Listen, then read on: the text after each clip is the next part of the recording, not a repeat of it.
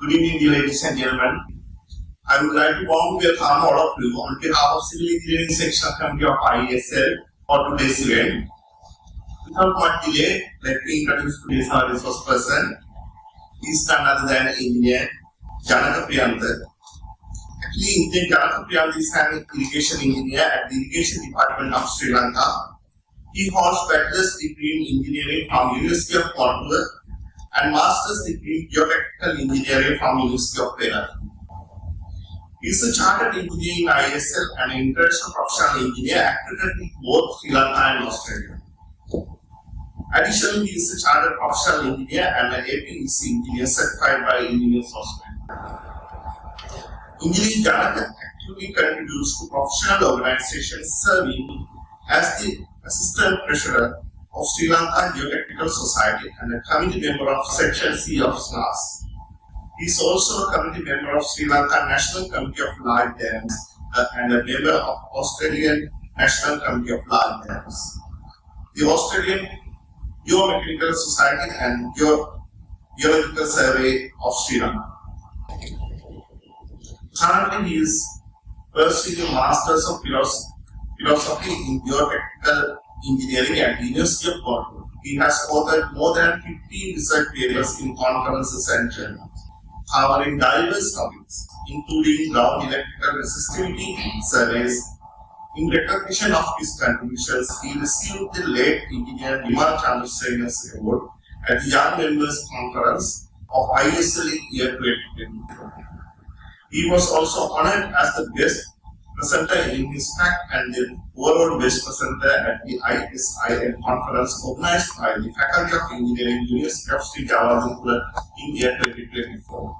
With a brief introduction, let me invite Engineer Janaka to the next. Thank you.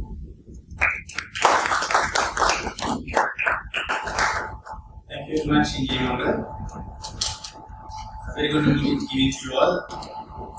Vice President ISL and Chairman of the Civil Engineering Sectional Committee, Mangal, the directors, chief engineers, and my colleagues from the Irrigation Department, and especially my colleagues or friends from the Institution of Engineers Australia and the director of the Australian National Committee of Large Dams. Very good evening to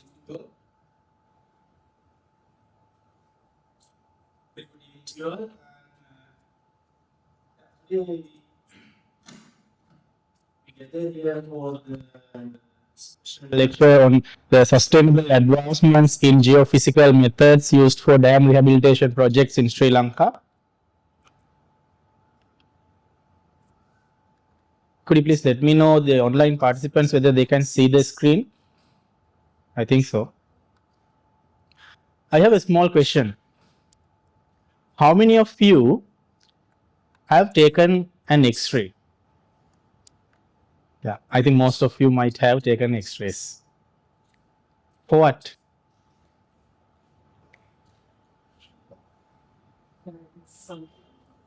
Yeah, when the doctors need to investigate what we have or what is there inside our body, what the doctors recommend is to carry out an X-ray test. There, what they do is, just assume that you have a pain or some crack in your bone. Then what they do is, they don't just cut it and open it and see it. They use some indirect methods. But what I am going to discuss today is some indirect method, some indirect investigation method for our dams. It is not just an indirect method. It is a sustainable indirect method. Therefore, today our topic is sustainable advancements in geophysical methods used for dam rehabilitation projects in Sri Lanka. Here, what I am going to talk about you is the case studies that was carried out by the Engineering Geology Division in the previous year regarding the GERS applications. The GERS means Geophysical, Ground Electrical Resistivity Survey. Right. My name is Janaka Priyanta, as you all know. Let's move ahead. First, let me mention you the references that I am using. This is one of the books that I am referring for this presentation and throughout our studies. And I am referring these technical papers that we have published in the previous year, in 2024 and 2023. And first, I would like to thank few people. Because of them, I am here now. Before that, I could win the award for these two papers. The second runner-up in the late Himal Chandrasen Award, and the best paper for the overall best paper and the best paper in that specific track. And I want to thank these professionals. First, I should mention Engineer Laksiri Silva, because this is the first paper that I have written in 2018 regarding this geophysical investigations in Kakiriyobada Reservoir. Then Rifat is my first teacher in the geophysical, this GERS applications. Then Vikramanayaka Tatsarani is our geologist, one of our geologists. She's the one who gave me this book. And Ashara Hettiarachi, one of the colleagues that is still, she is working with us. Whenever we have the problems, we discuss together. And then Chanaka Samarasinghe sir, he is there with us, and he always guides us. Myron sir, chief engineer, there are two Myron sirs, Maheshwaran Myron and Markandu Myron, both with us when we have some question. Or Maheshwaran Myron sir, he always think critically with me and argues technically, and that was very helpful for me to develop these kind of things. And Eramdi Bandara, she is one of the geologists in our engineering geology branch. Because of all of them, I am here today to deliver you this kind of knowledge sharing session. Not only them, Engineer Asaruddin from the Polonnaruwa branch, who was with us in the previous years, and all the irrigation department staff, and including the Director General of Irrigation. And there are three other people who I should mention here, and I should thank them. Mr. Ruwan Rajapaksa, Mr. Ajit Samaravira. Ajit is joining with us online, and Mr. Madhushankar from Water Resource Board. Whenever we have some problems, even during the sites, when we call them, always they help us. Therefore, thank you very much all. Because of them, I am here today. Right. First, I will give you a brief introduction about the geophysics. What is geophysics? Geophysics is a combination of geology, physics, and maths. What we do here in the geophysics is we combine all these together and we try to explore the things. That means geophysics is a science concerned with the physical properties of the earth, or the applications of the theories of the physics to study the earth materials. When we want to study the earth materials, in this geophysics, what we measure is a physical parameter. Physical parameter means sometimes it may be the resistivity, sometimes the density, sometimes the gravitational force, gravity. We measure some other parameter and we try to interpret them and deliver them as the geological features. That is the basic idea behind this. Therefore, there are so many aspects of this: seismic interpretation, well calibration, AI inversion, porosity modeling. Likewise, there are so many applications of this geophysics. Regarding the geophysics, I have summarized here. There are few surveying methods: seismic, and the measured parameters, and the operative physical property. In the seismic method, what we measure is the travel times of reflected or refracted seismic waves, and the parameter, the property that we are using is the density and the elastic moduli. Gravity surveying methods, magnetic surveying methods, there are so many parameters and the properties that we measure. Today what I am going to talk about is the electrical resistivity. In this instrument, we can measure the electrical resistivity, induced polarization, and the self potential.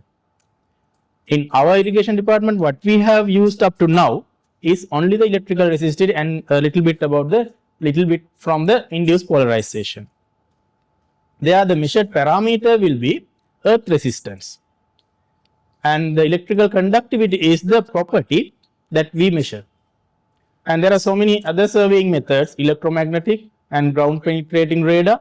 I have seen this ground penetrating radar. Now, we have used this ground penetrating radar in the Kakiri Reservoir investigations in 2018. There are so many surveys like that, but we are interested today on this electrical resistivity. And I will just give you one or two sentences or some brief introduction about the other methods.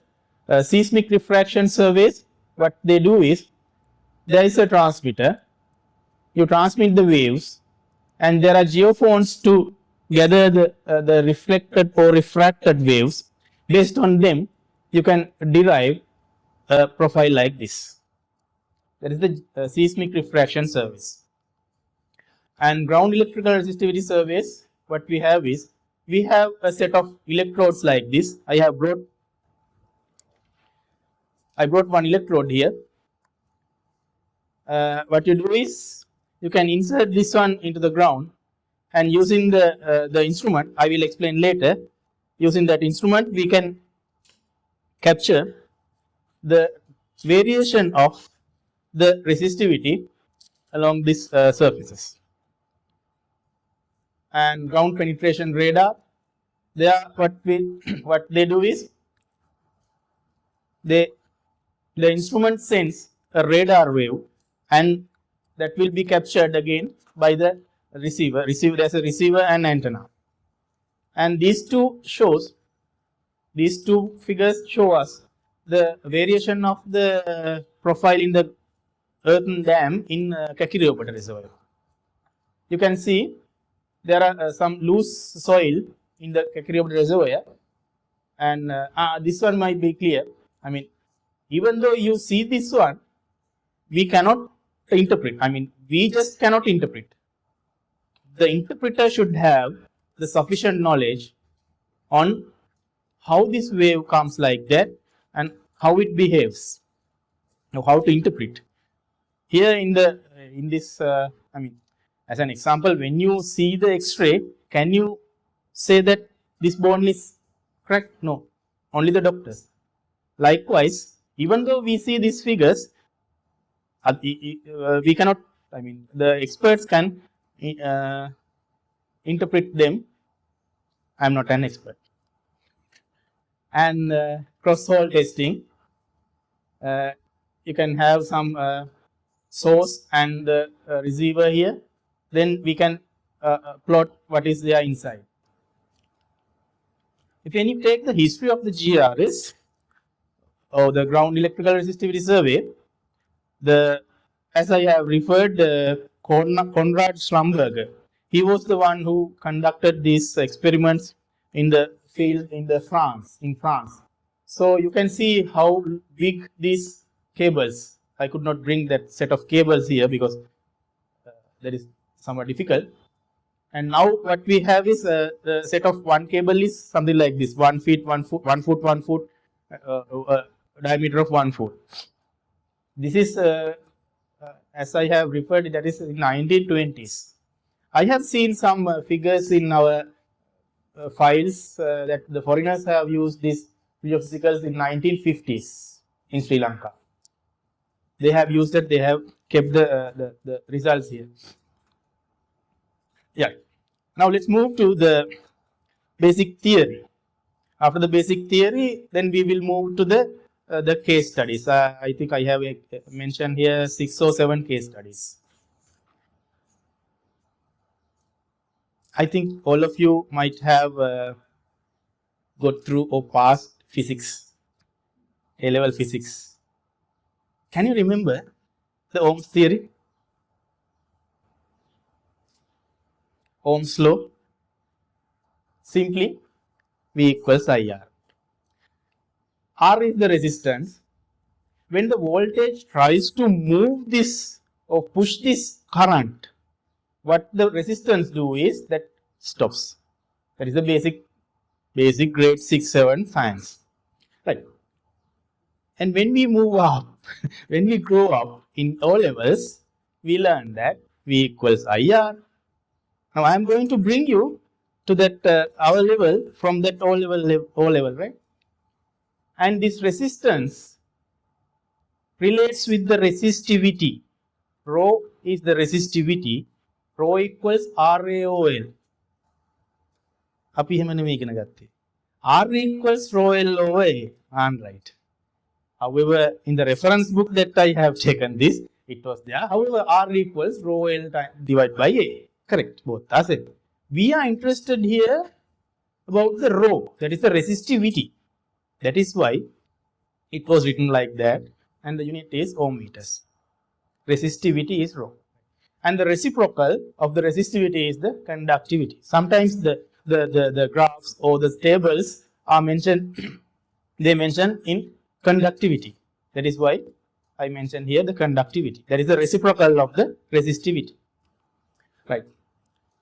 Now we will move towards the complex or the theory behind this ground electrical resistivity. We know that delta V equals Ri or V equals IR. Then instead of this R, I can put this rho L over A. And I will keep this, or I will bring this L here to the denominator. Therefore, that becomes delta V by L. Delta V by L means the gradient or the voltage gradient. Voltage gradient. This voltage gradient becomes rho times I divided by I. That means the current divided by the area. That is called as the current density. And then the voltage gradient, I think we can remember in A levels, we learned that the voltage gradient is equal to the electric field density. Electric field density, that becomes rho times the current density. And then using this equation,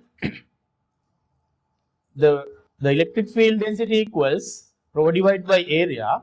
If we take a charge like this, due to this, there will be an electric field propagating like this, and at a distance of R, this current density becomes the current divided by the cross-sectional area, that is 4 pi R square, at a distance of R. Therefore, this area becomes 4 pi R squared. And what happens in this, this scenario, we have two electrodes here. When we have two electrodes and when there is a current going through this one, there will be an electric field propagating inside this soil. Inside the soil, there will be an electric field propagating. And the electric field density can be found using this equation. When we move towards, there's a current here, and the material, the resistivity of the material is taken as rho. We know that the voltage can be found using the voltage at a particular point can be found using the integration of the electric field density with respect to the distance. Therefore, when you substitute this E, when you take this equation here, and the distance would be R, then the voltage at a particular point would be I rho divided by 4 pi R, that is due to one particular point. But here, what we have is, we have two electrodes like this. Therefore, there will be a field, electric field propagating. And there will be another 2 points where we measure the voltage, which means that when we are measuring this voltage or the resistivity, one time at once, the instrument uses 4 electrodes. 2 electrodes for the generation of the electric field, and 2 electrodes to measure the voltage. And we will see how we can derive the resistivity out of this. The voltage between these P and Q points would be Vp minus Vq. And Vp can be written in terms of I rho 2 phi r using this equation. And the voltage at this point Q can be written in terms of the same like this. And when you subject this rho A, I will explain you what this A is, right? Rho becomes 2 phi will be brought here, 2 phi V divided by I times the reciprocal of this bracket.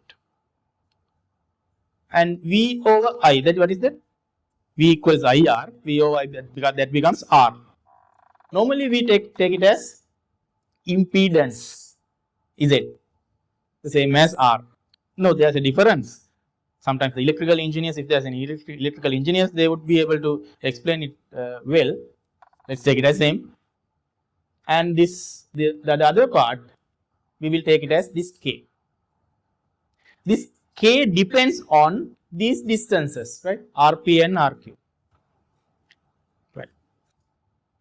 Now we will see what we have in this instrument. I have extracted these slides from the guideline their presentations. What we do is, to measure the resistance in the ground, 4 electrodes are used at a time, and this is one of those electrodes. What we do is, we insert that into the ground about 4 or 5 inches, and we fix this one edge of the cable here, like this, and we fix that into the ground, and the other end will be fixed into the set of cables, which you can see here.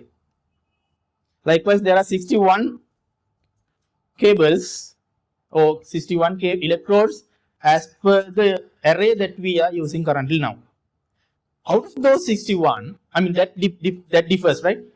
That differs. I mean, for the array method that we are using currently, is used 61, but there are so many methods.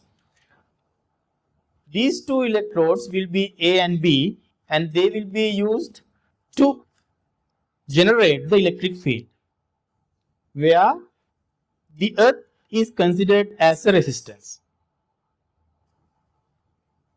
Therefore, we need a power generator for this, or some external voltage should be given. And there's another voltmeter to measure the voltage between 2 other electrodes. And this combination is fixed inside an instrument that is called as the resistivity instrument. I'm not going to give you the brand names and all that. And what we do is, there are 61 electrodes. At once, this instrument is you're selecting 4 electrodes once. And when you take those 4 electrodes, there are 4 methods. I have forgotten one method here. Schlumberger, Wenner, dipole, and the other one is gradient XL. There are 4 methods. The difference of those methods are these K values. The instrument selects different electrodes at different times, depending on this set of arrangements. Therefore, there are 4 arrangements that we are currently using, but there are so many arrays. Wenner dipole, Schlumberger dipole. Likewise, there are so many array methods. Currently, what we are using is only these 4 methods, but I think we will be able to use the other methods in future, most probably in the next set of investigations. Yeah, here you have the 4 methods: Wenner, Schlumberger, dipole, and gradient XL methods. The difference is these distances and how it selects the electrodes. In the book that I have showed you initially, Near Surface Applied Geophysics, they have derived some ranges for the clay. That means they have identified that the clay has the resistivity range of this. Sand has a resistivity range of 20 to 200. Shale has 1 to 500. They overlap each other. And in our branch, I have derived some more ranges, which I will explain later. And they were matched with this set of, not this one. I have matched them with the Palaki's set. And the problem here, now if we know the material, if we know, let's assume that it is limestone or porous limestone, then we can say that it is in between 100 and 1000. But if you are given that a material has a resistivity of 150, can you say that? Whether it is porous limestone, it includes the range of porous limestone, shale, and this one also. That is where the experts needs, the expertism need. The expertism is required. That is the place where we should be expert, and that is the most critical thing in this one. Actually, we are also still studying this one. And this Rooker in 2010, they have identified one, they have captured one scenario here, the waste site and steel cased wells. They have identified using these results. This is one of the other tables that we are using, Palaki in 1987, almost my age. Let's see if you got one particular point which has the resistivity value of 500, somewhere here,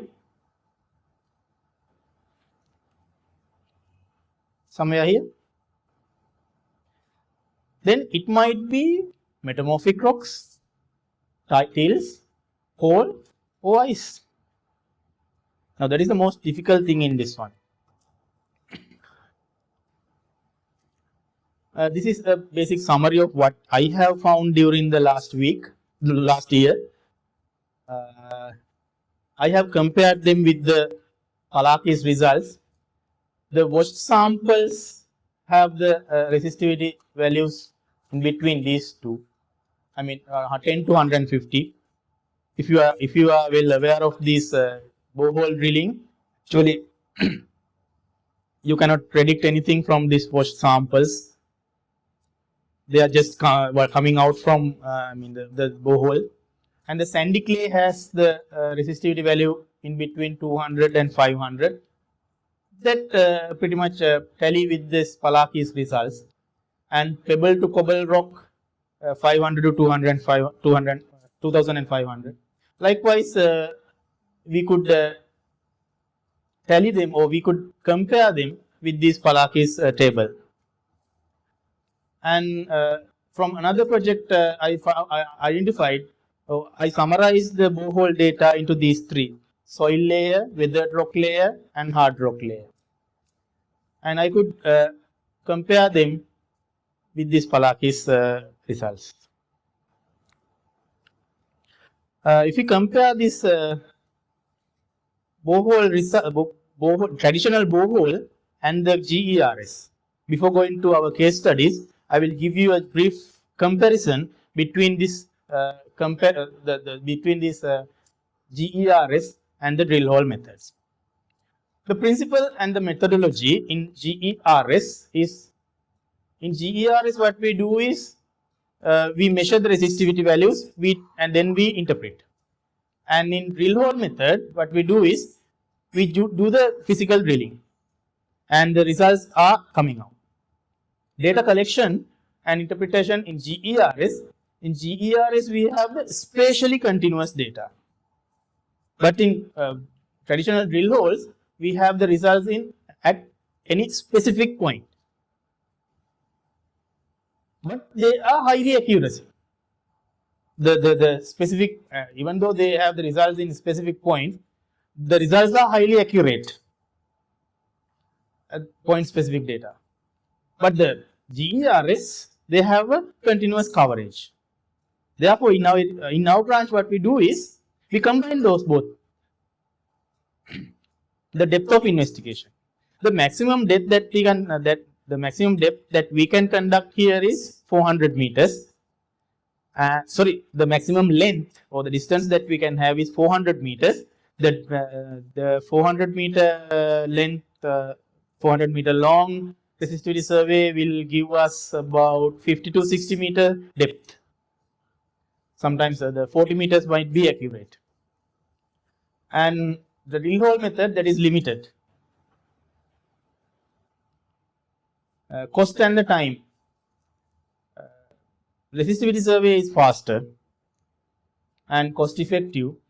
Without the cost of the instrument, we can have one survey for about 1 lakh. One special survey without the cost of the instrument. And drill hole method, they are more expensive compared to the GERS. The environmental impact is very minimal in this GERS because we don't have to cut trees. We just insert this electrode into the soil. If you have concrete, then what we do is, if we have concrete or any rock, we can keep this electrode here and we can have some mud or some clay on top of that. It just needs the conductivity. And that drilling boreholes may get some environmental impacts, that needs fuel, and we have to cut trees. So when we move the machines in this forest, so many disturbances happen. And suitability for identifying seepage. When we are going to capture a seepage, we cannot drill everywhere in the dam. Therefore, what we do is we can do this one, and this is well suited for identifying areas of the seepages. And however, this drill hole method, they can directly measure the water pressure, but this cannot. Now, likewise, there are pros and cons. Integration in dam rehabilitation, this is very excellent for the detecting hidden issues. And this drill hole method is very suitable for the confirmation or validation of these results. That is just a simple comparison of this GERS and the drill hole method. Now we will see how we can set this instrument.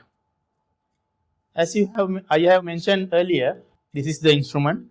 We have two connectors, and the instrument is kept at the center. And there are set of four cables.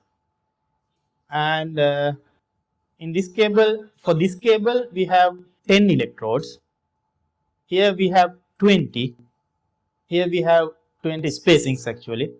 Here we have 10 spacings. 10 spacings, 20 spacings, 20 spacings, 10 spacing. How many electrodes do we need? 61. අර පොඩි කාලේ වැටවල් ගෙවුවේ. මේක spacing 10යි 20යි 20යි 10යි ඔක්කොම 60යි නෙමෙයි. We need 61 electrodes. And we have connectors here. And I have explained you how we can fix this. This is how we can fix in a 2D array. When we need to take a 2D profile. And when we need a 3D profile, you can have it in this array. Or this one. There are two sets of. I have tried a few 3D arrangements, but the data visualization or how to visualize the data, there are some problems in the software. Problems means interpretation part can be done, but how we can see that the softwares are not competent enough to show us the results. Right. Now we will move to the case studies that you are eagerly looking for. I will explain these 7 case studies.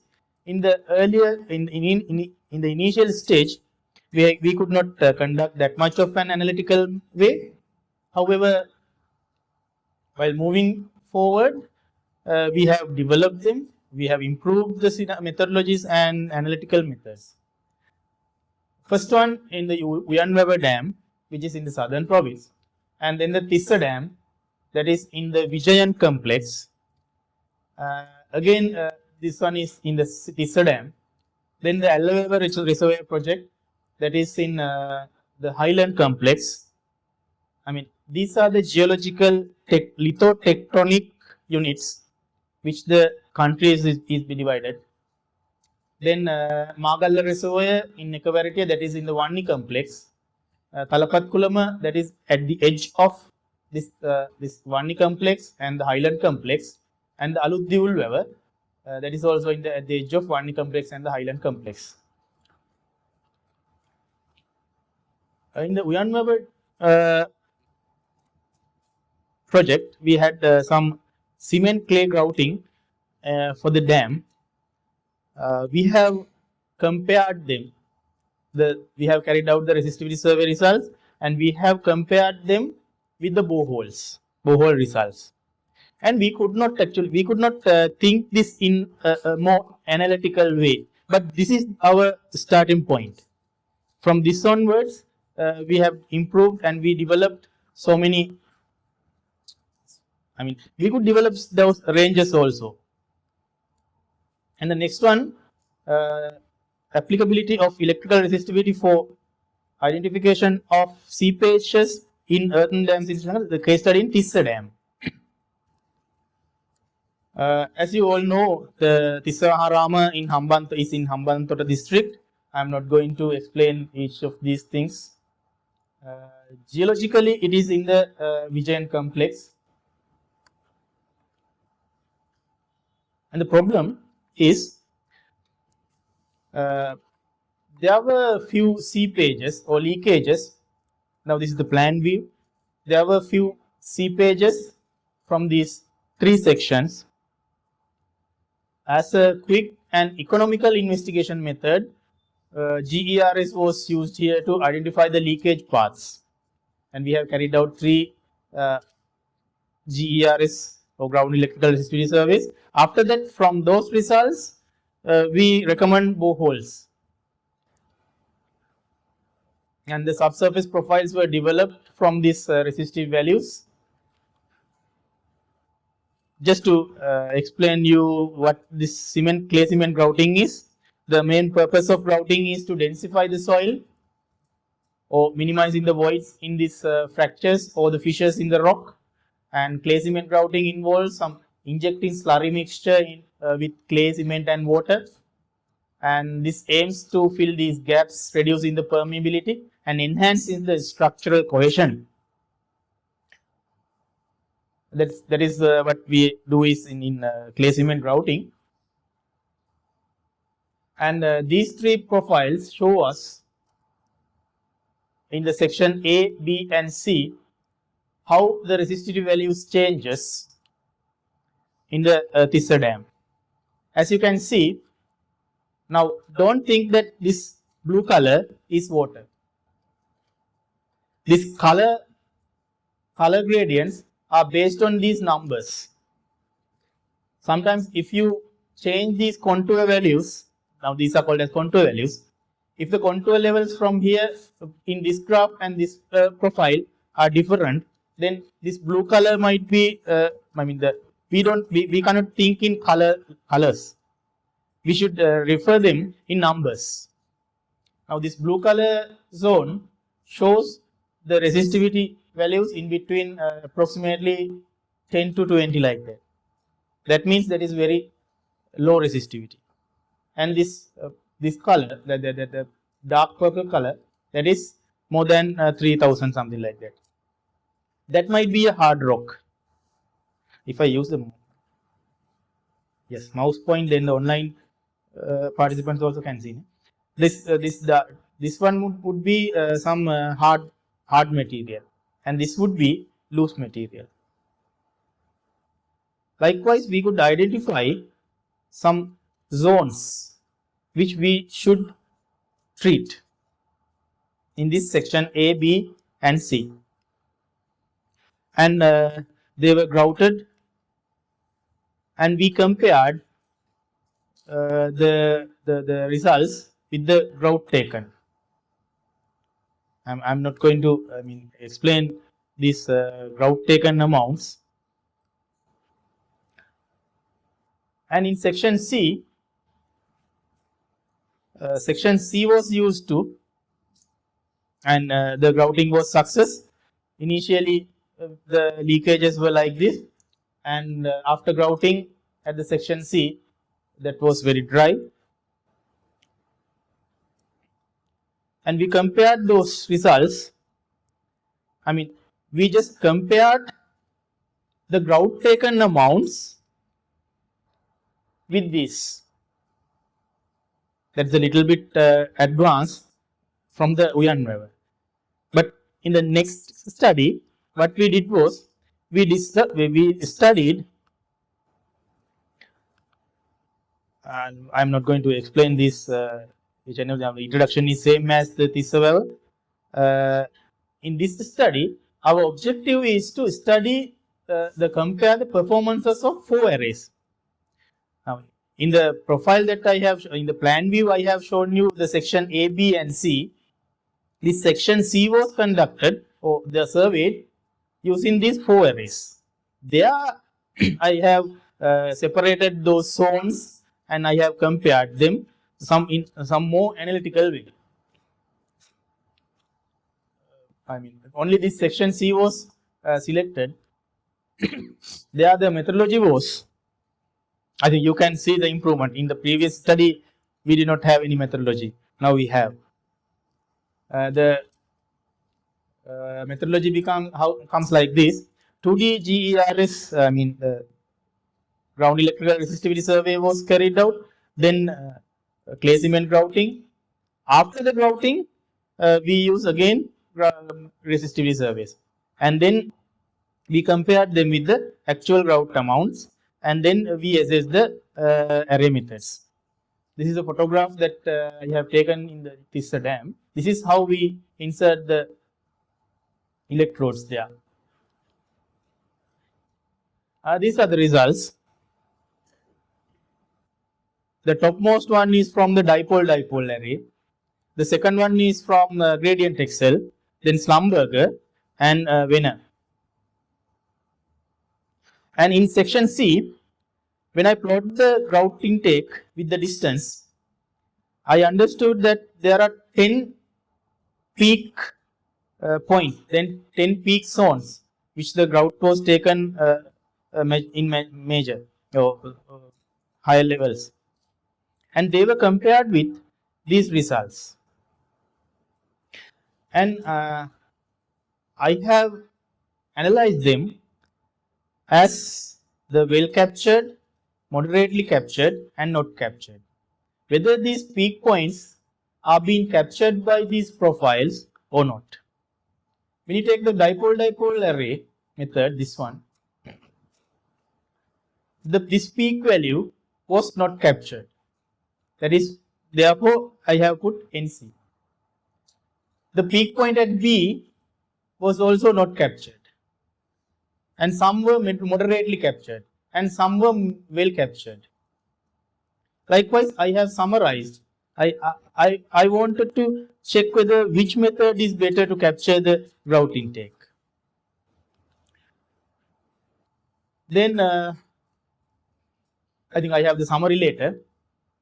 As in 2024, Vikramasuriya has identified this method is less suitable to get the subsurface materials in the edge of the profiles. When you want to take the results out of these edges, then this method is not that much good. And there's a solution also. We have the solution called, the instrument has a solution called roll along method, which we have not tried yet and will be tried in next month or sometimes next month.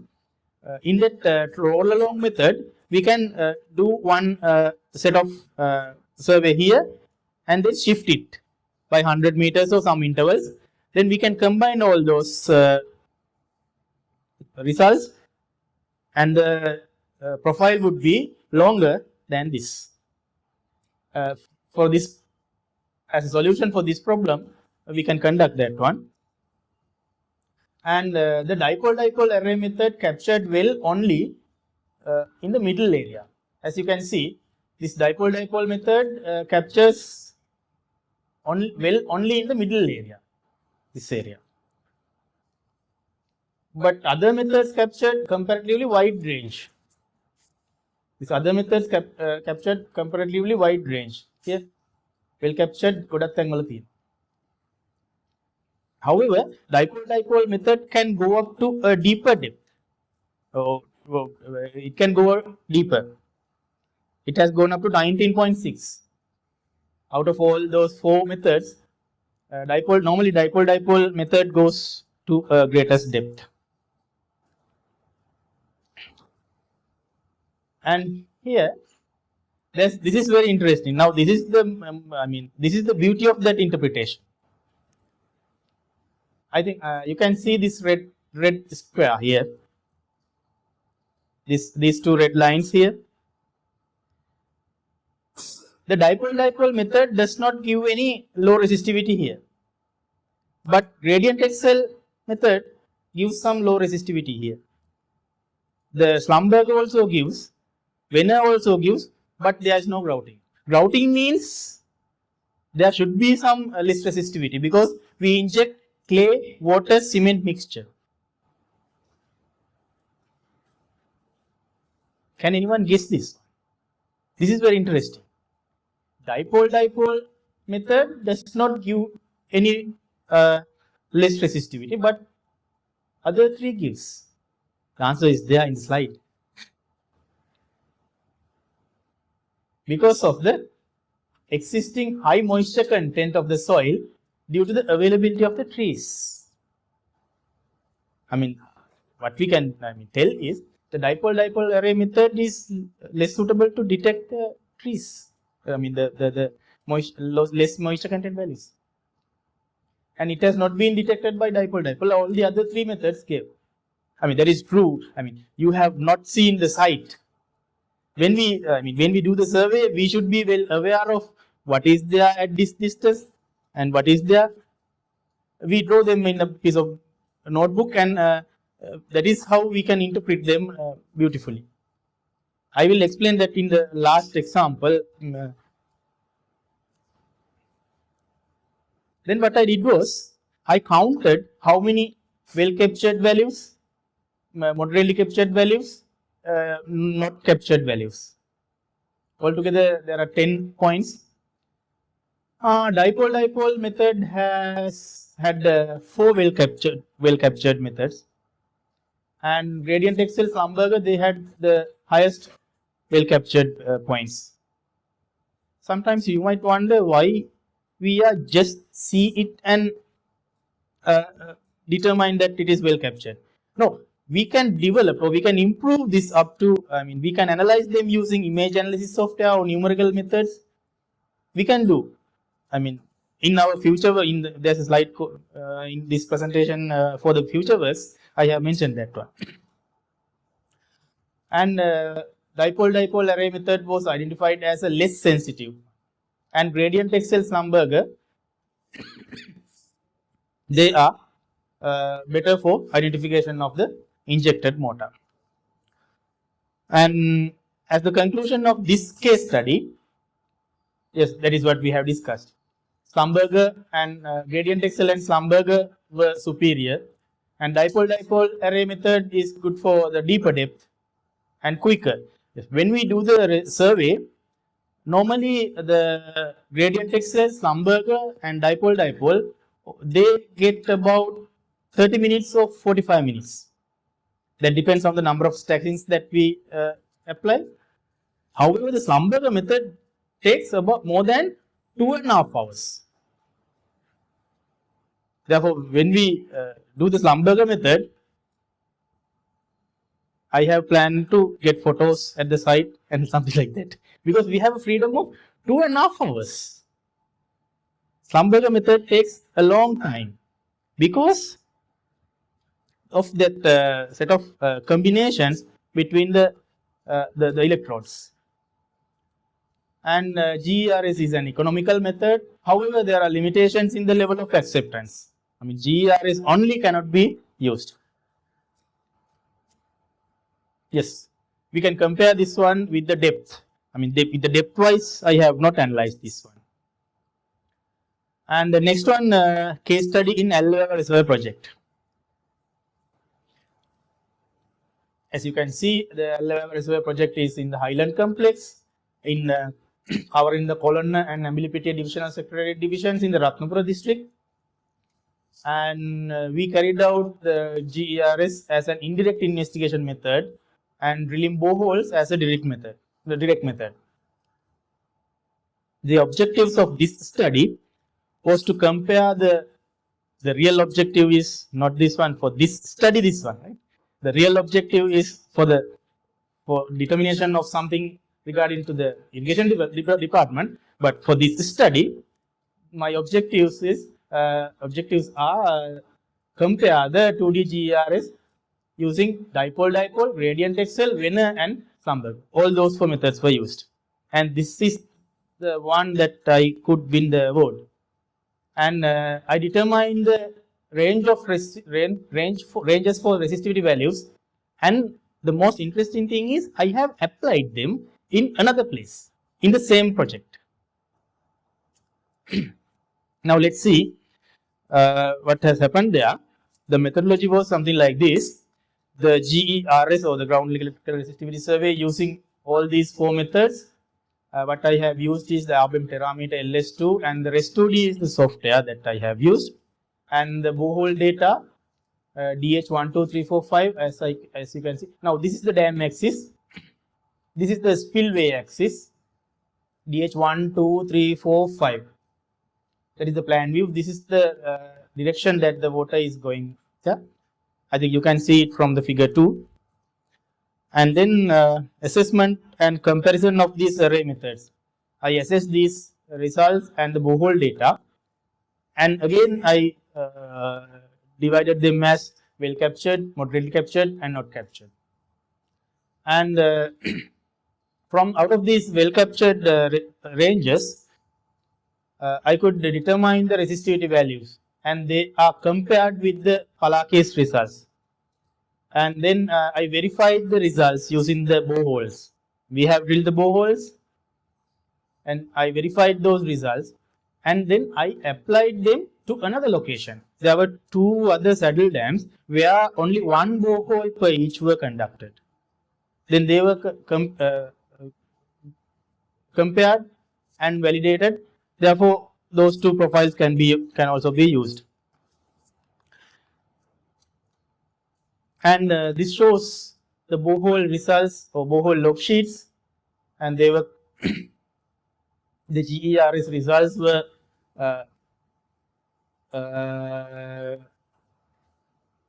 I mean, these divided as the well captured, moderately captured, and not captured, as I have as per the method that I have mentioned earlier.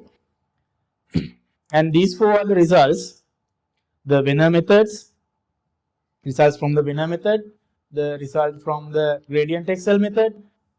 As you can see, now this has a shape like this, and this also some kind of a similar thing, but they are I mean, now this dipole one is different.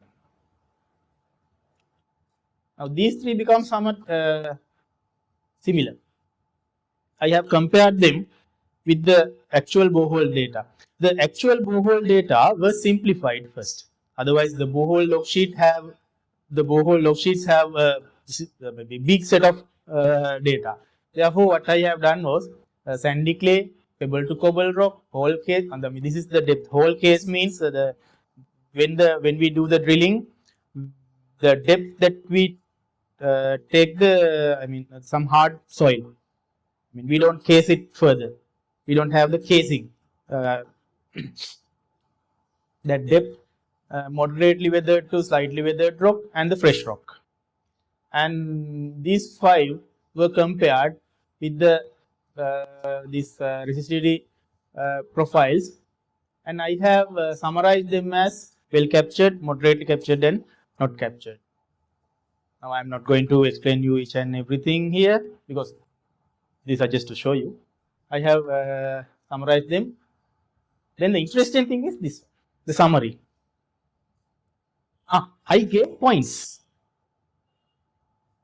The well captured points will get 2 points, and moderately captured zones may get 1 point. If they are not captured, that is 0 points. Right? This should be corrected as clay sand. Thank you. One of my seniors are commenting, and thank you very much for the comment. This should be a clay sand. Yes, I have given the points. Then only we can, we can think about some numbers, and we can see them as numbers.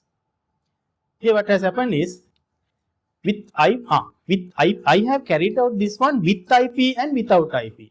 IP means the induced polarization. That is, we can operate it in the instrument. If we do it with IP, it will take more power and it will take more time. And if it is without IP, it will take less power.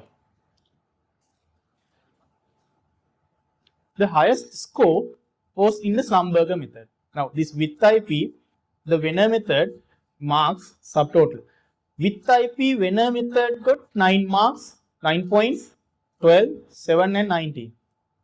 13, 11. However, without IP, they took, all those 4 methods took higher values, higher points. That means it shows us very well. Again, I am saying that these are just comparison from our visual comparisons. This can be improved up to, image analysis, or some analysis line using like that. And regarding the total one, Schlumberger got the highest one. As a conclusion, the ability to capture, the capturing ability is high without IP. Without IP, it has a high capturing ability. And the capturing ability reduces at the edges. That is obvious. However, the Schlumberger was superior here. Superior වගේම තමයි වෙලාවත් යනවා. පැය දෙකමාරක් බලන් ඉන්නකෝ. Right. This is the summary. Watch sample 10 to 150, which I have shown you earlier in the summary, and 10 to 150. Yes, this one. And I have compared them with the Palaki's results in 1987, and they were somewhat tallied, but we should develop this further. And I verified them and I applied them in 2 other locations. In those 2 locations were saddle dams locations. I cannot remember the numbers now. In one point we had the boreholes called ADH2, and I carried out that using gradient XL and Schlumberger, because now I know that the best ones, the superior ones are gradient XL and Schlumberger. Therefore, I conducted that using these 2, and the ADH2 data were simplified, and I compared them, and they were well matched with the ERT results or the GERS results. Then we can apply this one for the other places also. This might be, I have verified for one particular place, therefore we can think that the other places also, the spatial data might be somewhat accurate. What can you say about this one? Now, this is clearly shown by this one also. Therefore, at this particular zone, there might be a material which has a less resistivity. That less resistivity material might be clay or some waterlogged area. That is the place, that is the point that we need the expertism. Even though you have a color which has less resistivity, we cannot say it is water. We cannot say that soil is not good. We should use our brain to interpret that. That is the most difficult part here. Anyone can fix these electrodes and get the results. And the conclusions, GERS method is less suitable to at the edges. However, the roll along method can be used. The Schlumberger method is well accepted, and the combination of these array results would give more accurate prediction. Now, there are some methods that we can use with the combination of these. Schlumberger when a dipole, we can combine those things. I have seen some technical papers, because they use some algorithms. Algorithms are no. However, we can learn them and we can use them in the future studies, right? And GRS can be used an economical method. Traditional borehole drilling is comparatively costly, and approximate values for resistivity of few materials were identified in this study. Then let's move to Nicovarity area, Magal Reservoir in Nicovarity area. This is a photograph that was conducted in the resistivity survey that we conducted in to May 2024. I can remember. First, I will explain what the problem is. There's a seepage inside the sluice barrel, and we went into the sluice barrel, and we inspected that. There were two sluice barrels. In one of those sluice barrels, there is a seepage or leakage like this, and our team from the engineering geology division from irrigation department, they are currently being mobilized. They have mobilized there to rectify this one nowadays. Our target regarding this study was to capture that seepage part. This is the plan view, the reservoir. There are two sluices, and there's a sluice canal here. The earthen bund is there, and the location, the issue is there. This is the point that we have the issue. And I carried out, at the initial stage, I carried out 4 resistivity surveys. In the previous week, I carried out another 2 surveys here, which I have not included here. And this is the sluice barrel. ERT1 goes in the upstream berm or along the riprap. ERT2 is at the upstream edge of the bund. ERT3 at the downstream edge of the bund top, and ERT4 is at the slope, downstream slope. And these 4 methods were compared, and it appears that the comparison of all 4 methods with an assessment for the Sri Lankan context is not that much adequate. That is why we thought of comparing only Venner and gradient Excel methods here, because that has limitations, time limitations, and some, we should find the correct path, and I should give the results to the director quickly, because our target is not to do these studies. Our target is to do the identification or do the capturing part and give some results quickly.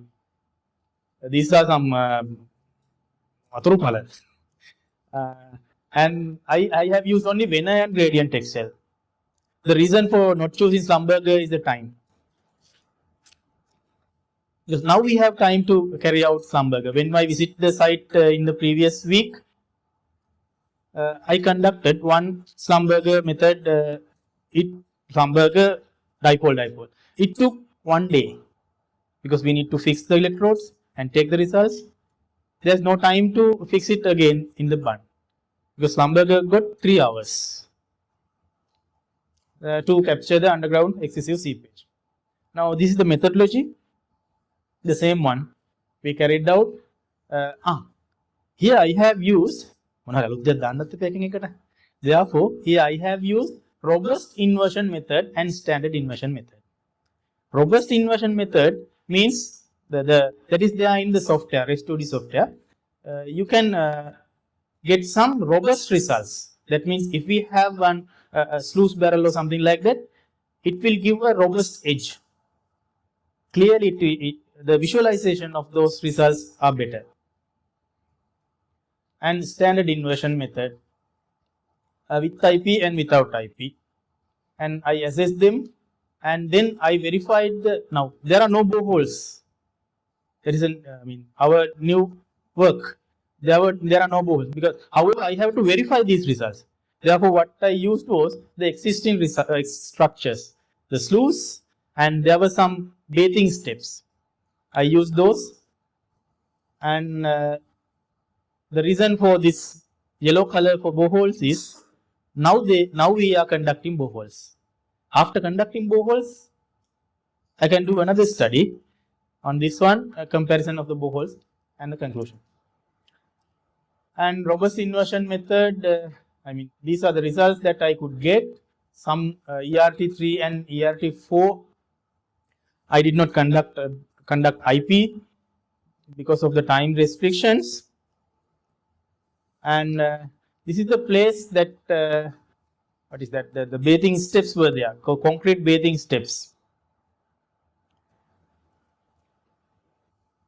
And this edge, now these sluices were rehabilitated few years back. Therefore, earlier this set of soil were compacted well. Other than there is a difference between these two soils. There's a difference in the compaction of this soil and this soil. That is why we have a clear edge. If I did not use the robust method, I think yes, here the robust inversion method, you get a clear edge, but in the standard inversion method, it is not that edge is not clear. This is ERT2, ERT3, and ERT4. Now, as you can see in the plan view, ERT1 cannot show us the sluice. However, this ERT4 showed us the sluice. These are the two sluices.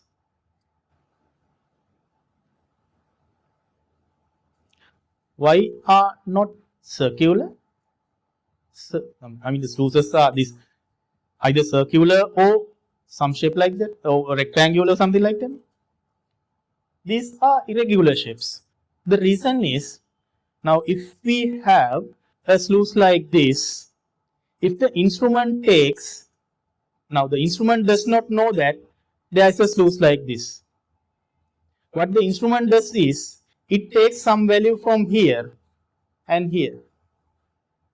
Instrument has only two or some more values. Then what the instrument does is, it draws a graph in between this point and this point. මේ වගේ edge එකක් දන්නේ නැහැ instrument එක. Not only 2 points, there are several points. Therefore, when the number of points are higher, the accuracy becomes high. When the instrument gets, the near edges, then it will take the edges correctly. Now here, these two are the sluices, and we should be able to visualize them changing these contour values. I will explain you one example in the next slides. When we visualize them, we can change the contour intervals, and we can visualize these kind of things. Again, my point system comes. Bathing steps, sluice barrel, compacted dirt, and possible seepages. Well captured, non-captured, then moderately captured. Gradient excel and Venner method, robust inversion, standard inversion, robust inversion, standard, ERT 1, 2, 3, 4. However, as a summary, I will explain you the summary because you are interested in that one.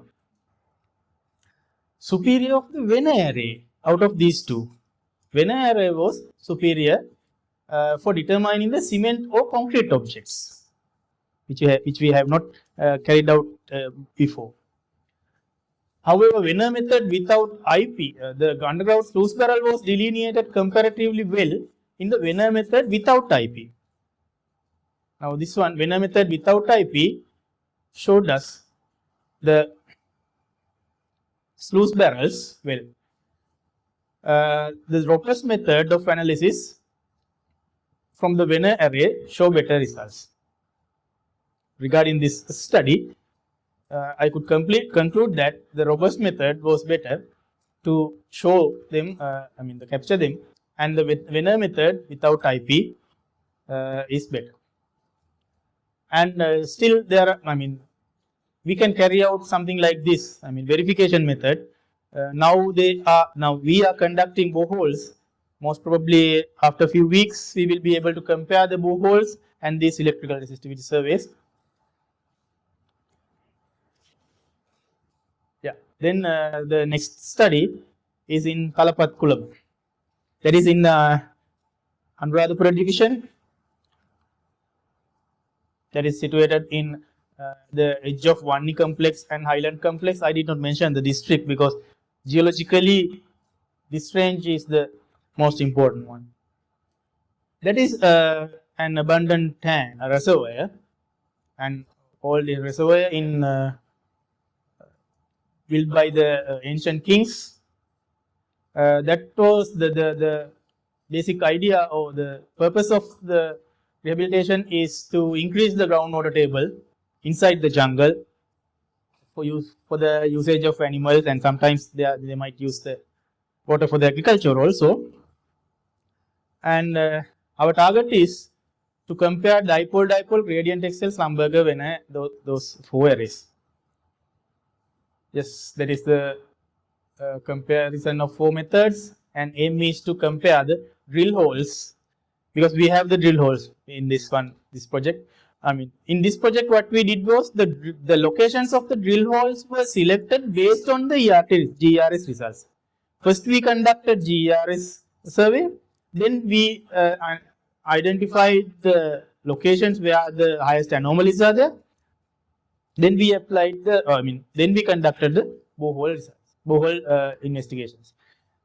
Before the GERS, we had 18 number of drill holes, and we could optimize it up to 11, I think.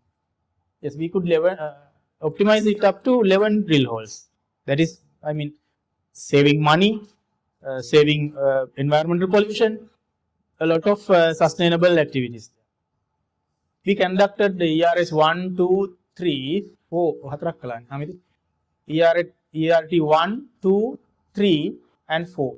ERT 1 is somewhat shorter. I think I have a summary table there. Ground electrical resistivity survey using gradient excel, Schlumberger and Venner. I make a dipole.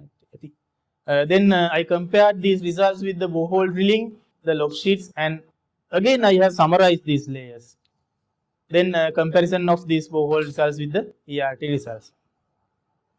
And some survey lines were 120 meters, 200 meters, 400 meters, and the distances we decided based on what we need to capture, at which depth we have the thing to capture. And the borehole summary of the borehole data. The borehole data, the maximum value is 20.4, that is in the ERT2, and almost all the others are in between 15 and 17. Here I have summarized or simplified the borehole log sheets into 3: the soil layer, weathered rock layer and hard rock layer. And the anomalies are shown in graphical variations in the ERT were compared with these simplified results. DH5, 6 and 1, they are located in the ERT1. DH9 and 10 are in ERT2. What we need to capture is what is there in here. If we decided the boreholes without these results, we might have missed these the places or the zones where we have the anomalies. The DH7 is in the ERT4. I mean, when we validate this one, I mean, there's no need to go for here boreholes. We don't need to go for boreholes in this zone. Therefore, that is how we can optimize this one. And ERT3, yes, I have conducted Slumberger, Venner, and this one. From this one, yes, only ERT3 was conducted using these three. The soil layer, they were summarized. The borehole log sheets were summarized here, and they were compared. Again, I am repeating that this is just visual comparison. This can be improved using numeric image analysis scenarios. And these three were compared. These three layers were compared. And we will move to the results or the conclusions. Those three layers again we compared that with the Palaki's results.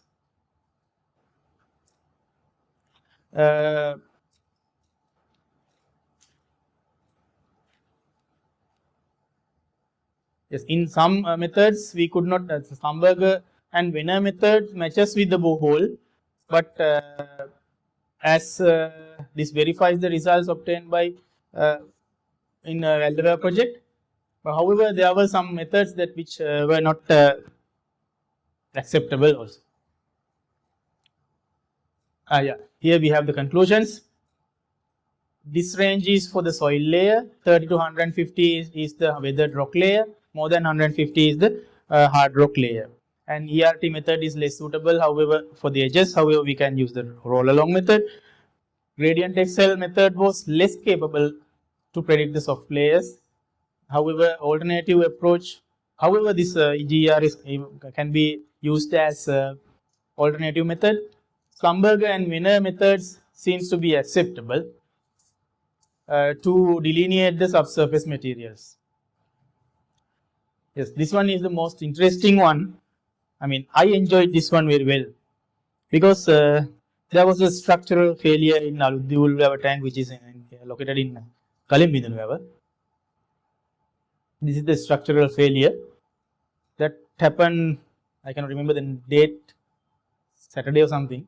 Sunday we went there, and on the next day, Sunday we went there, inspected, came back to Colombo, and went back to the site again on the next day to carry out the resistivity survey.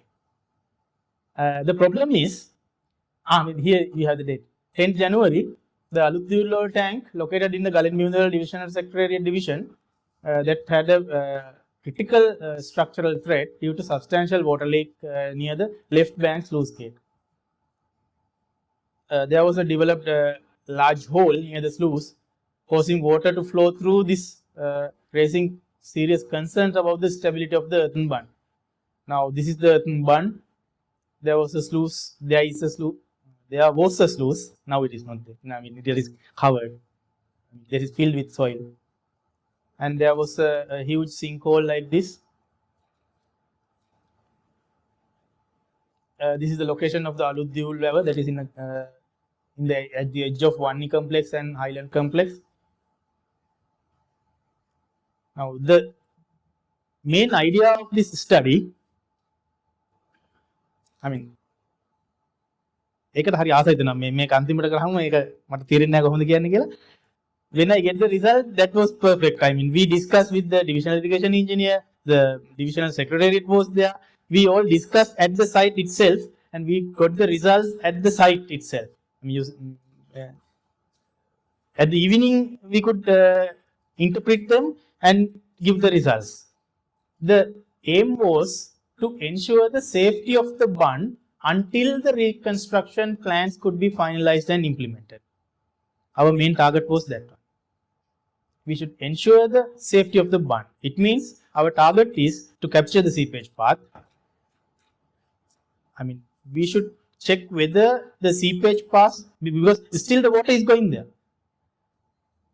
What we wanted to check is whether this water is going through the sluice or some other else. If the water is going through the existing sluice, then no problem. No problem means for the bund it is okay, for the safety of the bund. But if the water is going through some other place, there is a danger in the bund. Our target is to capture that one. Therefore, I carried out the previous studies. I carried out then I considered all these studies as you have seen here, and the aim is to ensure the safety of the bund, and I carried out 3 profiles here. However, this failure location was filled with sandbags and some rock materials and some loose soil there. And this is the failure location, as you have seen some eddy, and this is the sluice tower. There is a sluice barrel here, and this is the bund top, and this is the bund slope. I carried out 3 resistivity surveys, 120 meter, 3 surveys, one at the upstream edge, one at the downstream edge of the bund top, and the other one is on bund slope. And I used 2 methods: gradient XL Venner, gradient XL Venner, gradient XL Venner. I mean, from these chain edges. Sorry, I should change these chain edges from smaller to larger one. And all these were done within one day. Early in the morning at 7 a.m. we were there, and we could conduct these 3, and I could give the report in the next day also. These are the results. I will give you just 1 minute, right? ERT1 is at the upstream edge of the bund, downstream edge on the slope. Now see and tell me. Now this is ERT1, 1, 2, 3, and these are from gradient XL and Venner method. Just look at these profiles and suggest me something that you see.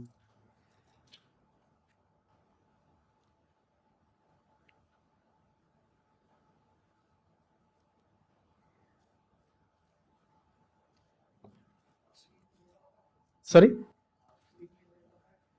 Upstream is well compacted. This one has a higher resistivity than this one. Is that so? Yes. When I see the first result, most probably this one, I was afraid because this shows a less resistivity value.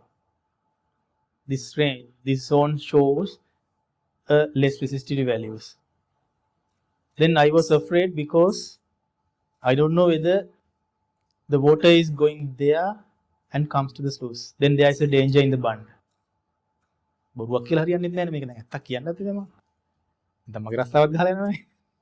Therefore, I had a fear there.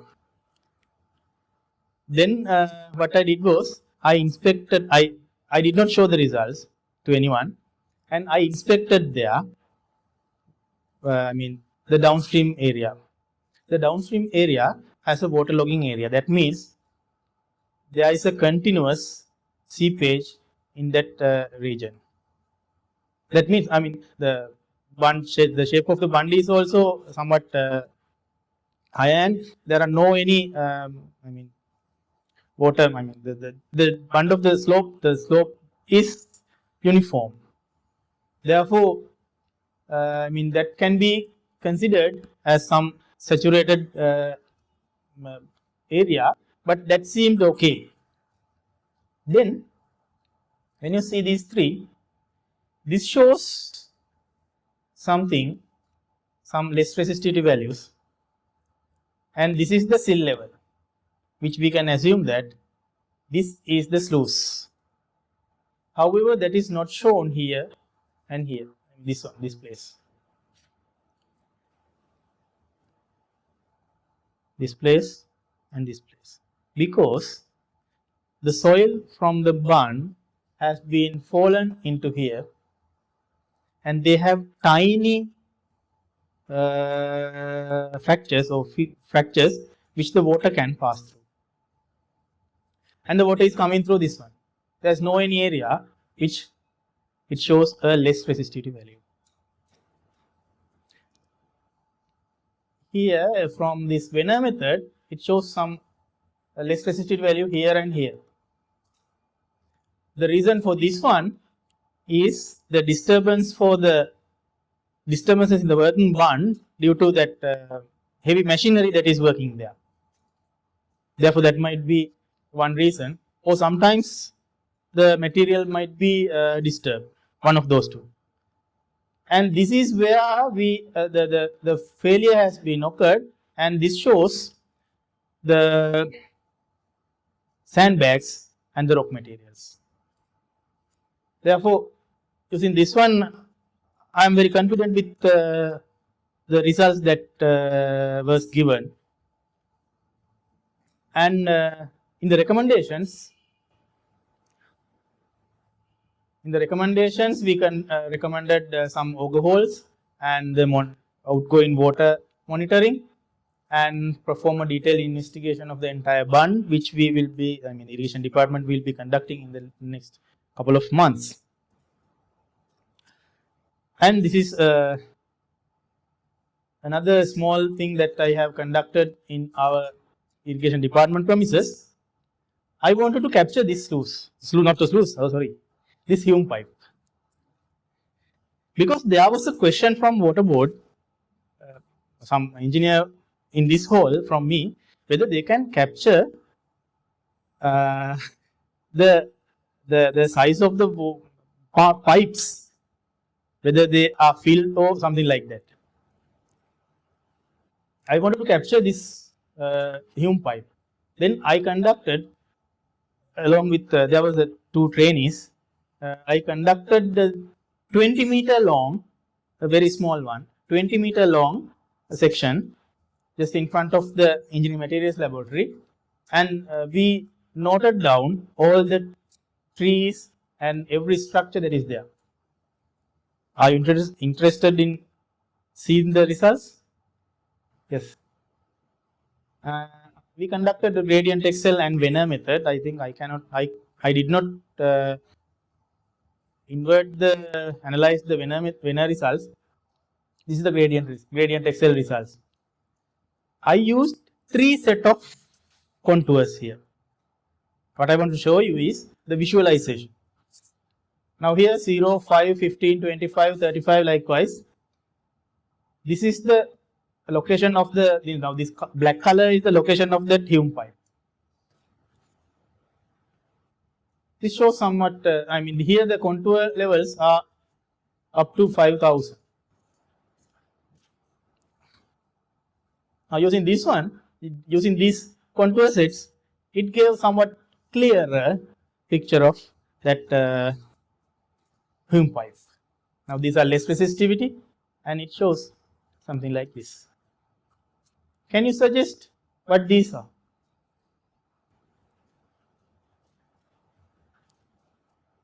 Sorry?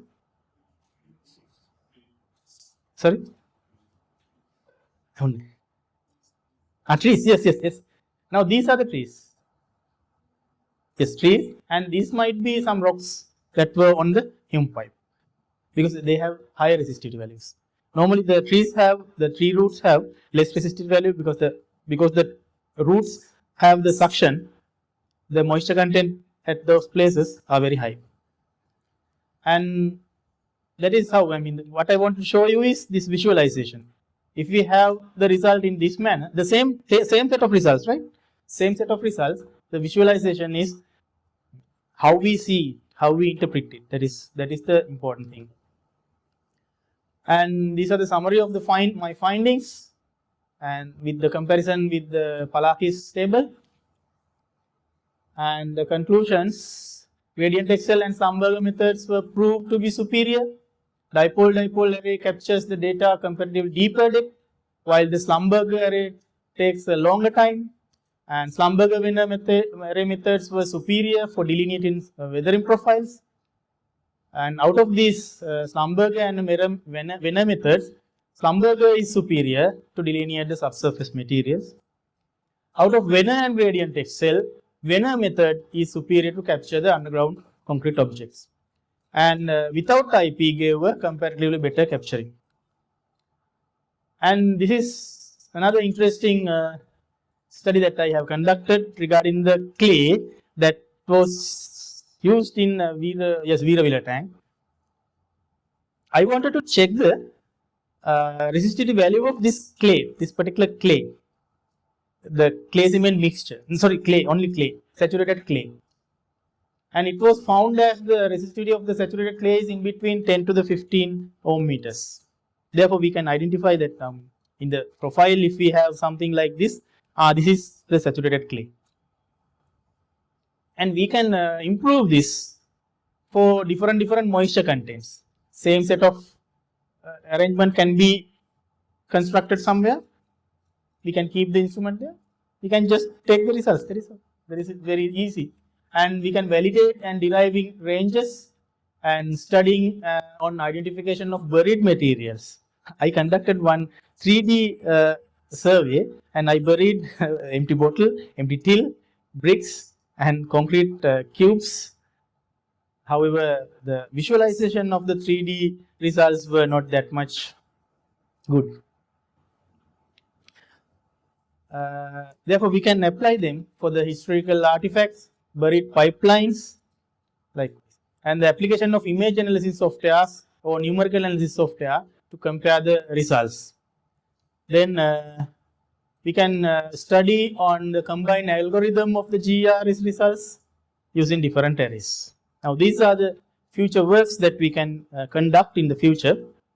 And for all of these things, I should thank again to the irrigation department, which facilitates us and the irrigation engineering geology division, and especially the water resources board, who helped us with the, at any time when we were at the site. I can remember the memory card was crashed at Mausa Calais project when we were doing it, and the instrument was empty with nothing, no software.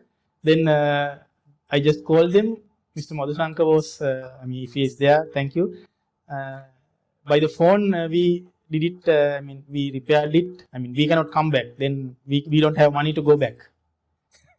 Therefore, and the laborers, everything. However, we managed to do that one with the help of them, and I should mention them also. And at this moment, I would like to thank all the directors and all my superiors in the irrigation department. Because of them, their courage, and my colleagues in our branch, Ashara, Erandi, Tatsarani, Asardin, Rifat. Now, they are the ones who work with me. Because of their courage and their encouragement, I could do this much of studies, and I have engaged them also for some of my studies. And here you have here we have my contacts. I think most of you know my contacts very well. And if you have any problems, you can ask now. If you have any questions, I would prefer how we can improve this one, or some bad comments.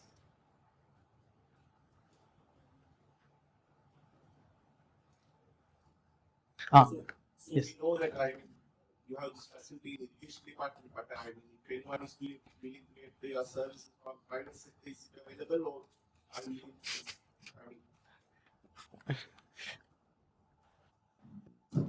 I asked this question actually, and most of the time when we know that, and most of the IRS, whenever we IRS release, most of the time we are the pile sizing and pile depth, we are calculating based on the goal data. But when it goes to the actual situation, and at the end of the day, we are getting we are getting a lot of variations.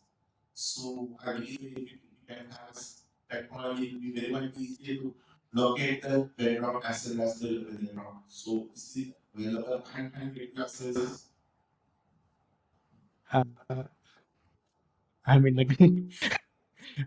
No, I'm not in position to answer that. Okay, let me ask this way. Do you know any private companies those who have to put up this kind of investigations? Is this available? Yeah.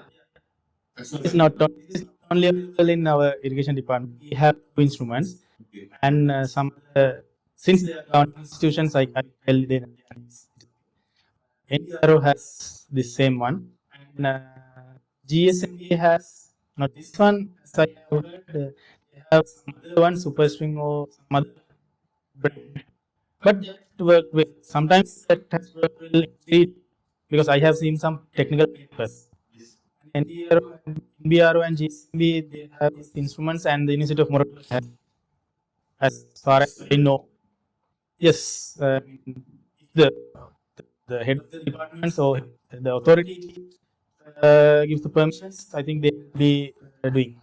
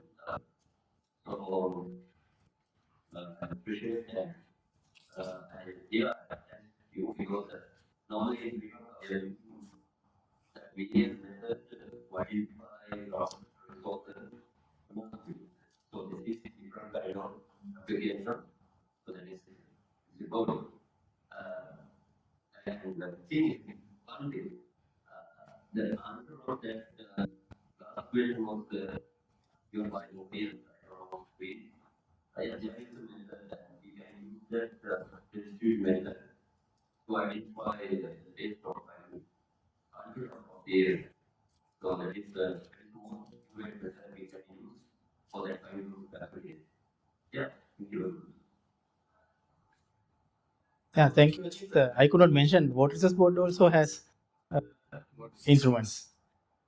Ajit, I did not, we did not hear clearly the method that you suggest.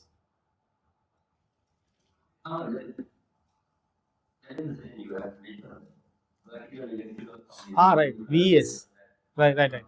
Now they are using the water resource board. Their target is to capture the aquifers, water aquifers. They are not interested in the subsurface materials. The what we use is here is 2D method.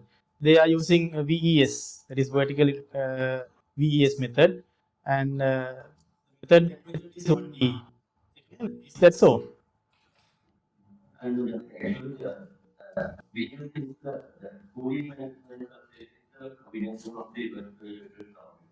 Yeah. Yeah.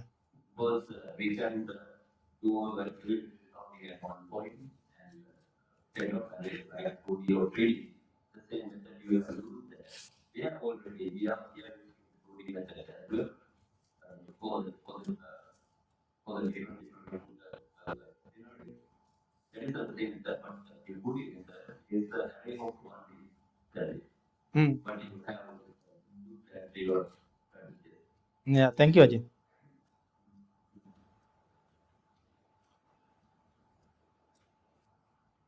Any more questions?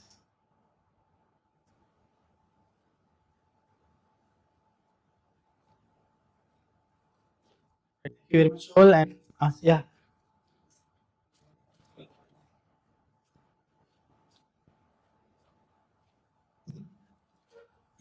very much for the presentation, starting from physics to put us up the level that you have. And two questions basically. One is two main questions. Your, uh, one question is select our current that you apply here. Is it a DC or AC or pulse? Or the use for current, and you know like not use is it is there a duration that you provide the current? Is there a duration that you provide the current? New? No, the time of current that you put. Yeah. Say, I don't need a design to use the instrument, but I just wanted to ask something about the instrument. You can basically start what you speaking because utility I presume it must be DC. DC. So, but then because of the distance that you said about 320 meters, yeah. Of course, there is a there is this copper wire resistor also which is coming into the DC. Yeah. The so, Is the next question? So did you ask the also? The other question is, say, using box receipt. Rather than using this method, I assume that some people are using sequential anatomy isotopes. You have put some isotopes and then usually times you have put it. You go exactly like this one we can know. So comparing these two, I mean, maybe it has a cost, but what is your opinion about that? Right. For the first question, the voltage range, maximum voltage. I mean, we can change the settings. I will just give you some values. Remember the numbers. 0 to 600 volts. We use 12 volt battery. The instrument take up to 600 volts. We can change using. Regarding current, as I remember, 300 milliamps, something like that. No, DC.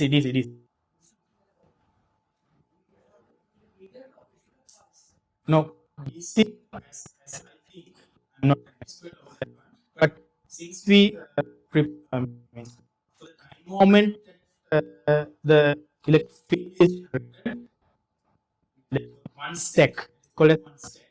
For one stack. Ah, question. There's a particular period. We can change that also. Number of stackings. Normally we use 4 to 5, 4 or 6 stackings. One particular stack,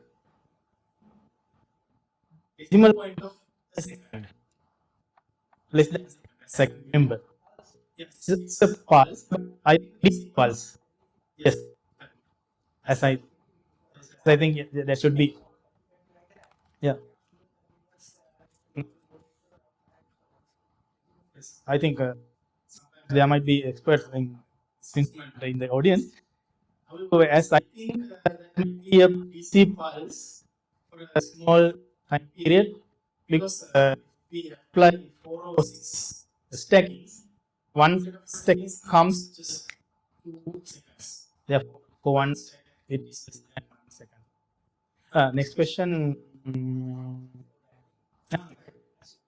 Regarding the cost, I think this might be less. And the accuracy wise, yeah, that's great. But I'm not well aware of that atomic scenario.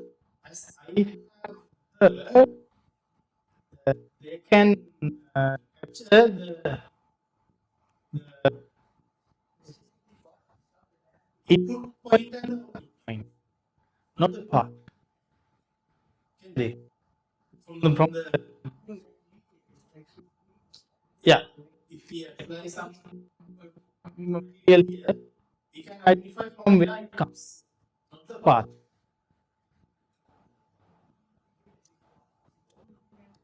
I mean, they cannot plot the path, but this can plot the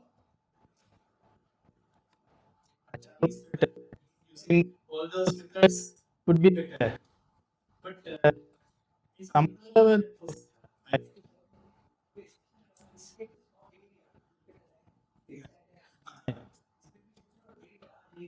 yes.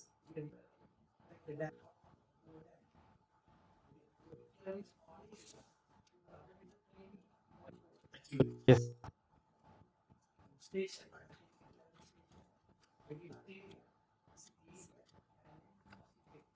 Yes. There are things.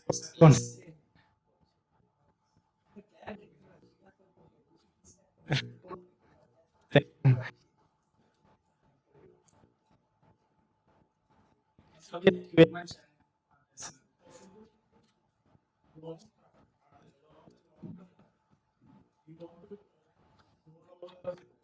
Yes.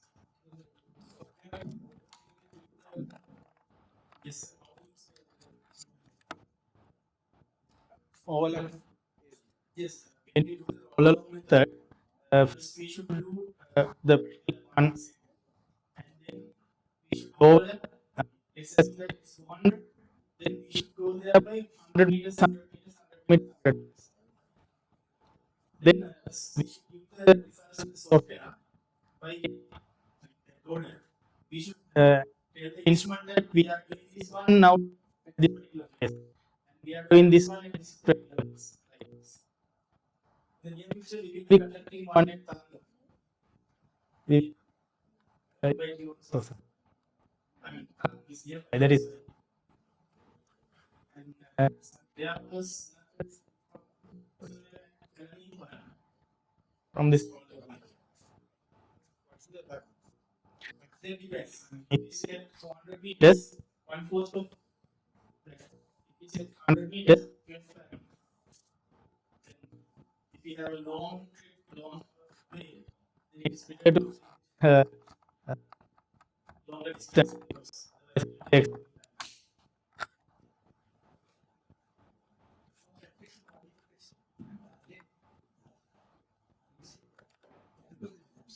They are not familiar to so many people. Steve, I went to thought using the AI. We are looking at it on generating data. So I mean, I think it's simple. If you can feed the data and then you know that, probably you can also generate more data. Yes, I mean, it's something new, but easy. You can be like, That's a good meaning. Thank you very much for that. This using AI will be.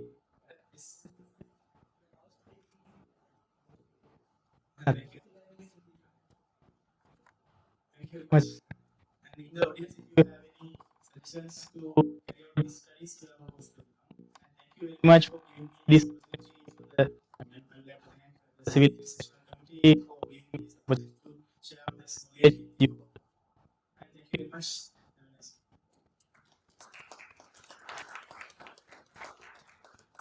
Thank you very much, Engineer, for your very informative lecture. Now I would like to invite Mrs. Kamala Vice President of Sri Lanka, give you a very warm appreciation. Engineer, invite. Yes. Yes.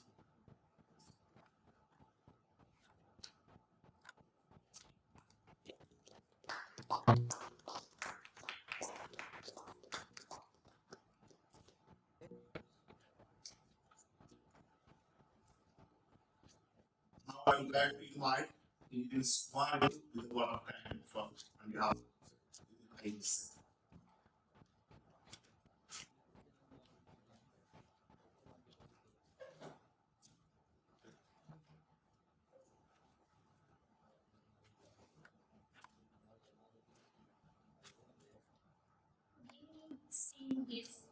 Distinguished engineers, ladies and gentlemen. It's a privilege to stand before you today to deliver the vote of thanks on behalf of the Civil Engineering Sectional Committee.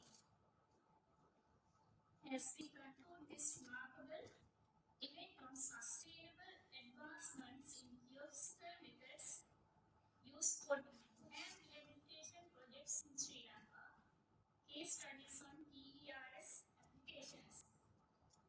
First and foremost, our heartfelt gratitude goes to our esteemed speaker, Engineer Janaka Priyamada Vikramasuri, for sharing his invaluable expertise with us. Your presentation has provided us with profound insights into the crucial role of geophysical methods in dam rehabilitation, emphasizing the significance of GERS applications in ensuring structural integrity and sustainability. We deeply appreciate your time, effort, and dedication in enlightening us on this important subject. I would also like to take this opportunity to express our sincere appreciation to the organizing committee for their tireless efforts behind the scenes. Your commitment and hard work have been instrumental in making this event a success. Ensuring everything runs seamless, we extend our special thanks to the members of Civil Engineering Sectional Committee for their invaluable contributions and continued support in making this event a success.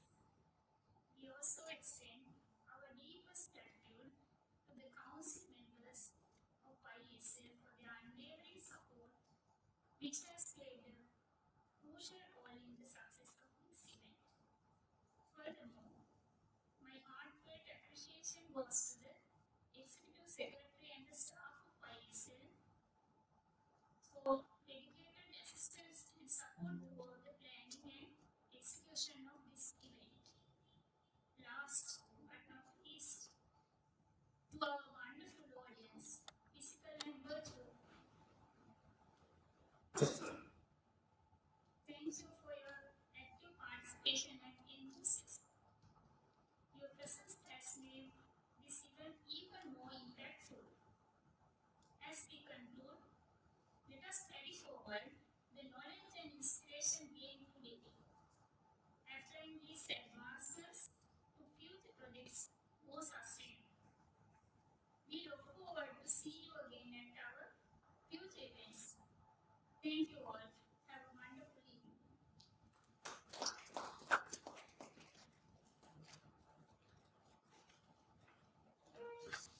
Excuse me, we have time